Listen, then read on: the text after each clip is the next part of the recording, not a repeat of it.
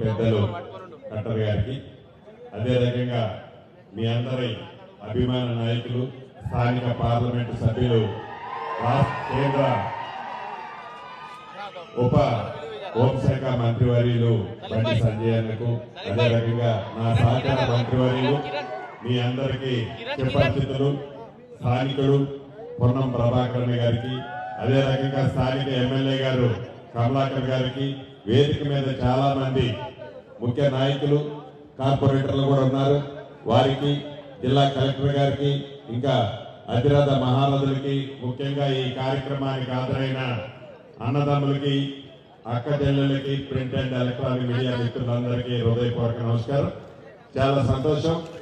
ఈరోజు కేంద్ర మంత్రివర్యులు వచ్చి కేంద్ర ప్రభుత్వం నుంచి ఏదైతే ఈ రాష్ట్రానికి 2 స్మార్ట్ సిటీస్ ఇచ్చారు గతంలో, అది ఒకటి వరంగల్, రెండోది కరీంనగర్. 50-50% లో రాష్ట్ర ప్రభుత్వం 50%, కేంద్ర ప్రభుత్వం 50%తో ఏవైతే ఈనాడు అభివృద్ధి కార్యక్రమాలని ఓపెనింగ్ చేసుకున్నామో, మనస్ఫూర్తిగా రాష్ట్ర ప్రభుత్వ పక్షాన కేంద్ర పెద్దలకి అభినందనలు, కృతజ్ఞతలు తెలియజేస్తున్నాను.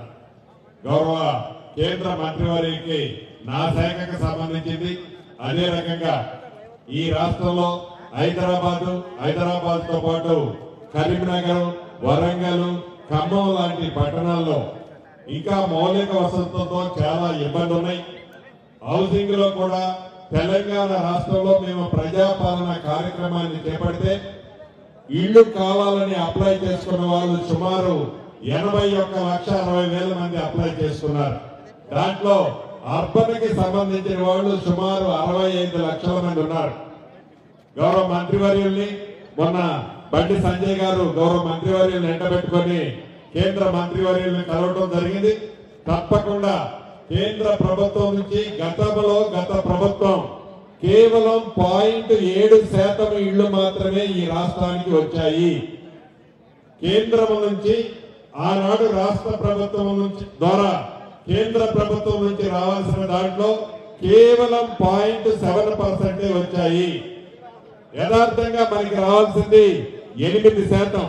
అంటే ఆనాటి ప్రభుత్వం, ఇది విమర్శ కాదు, మనకు రావాల్సిన దాంట్లో, తెచ్చుకోవాల్సిన దాంట్లో మనం తెచ్చుకోలేకపోయామన్నది ముమ్మాటికి నిజం. ఈ ఎలక్షన్ కొత్తగా జరిగే దాంట్లో తప్పకుండా గౌరవ మంత్రివర్యులు 8%ని అర్బన్ లో ఇల్లు ఇప్పించాలని రాష్ట్ర ప్రభుత్వ పక్షాన, నా పక్షాన మనస్ఫూర్తిగా అభ్యర్థిస్తున్నాను. అదే రకంగా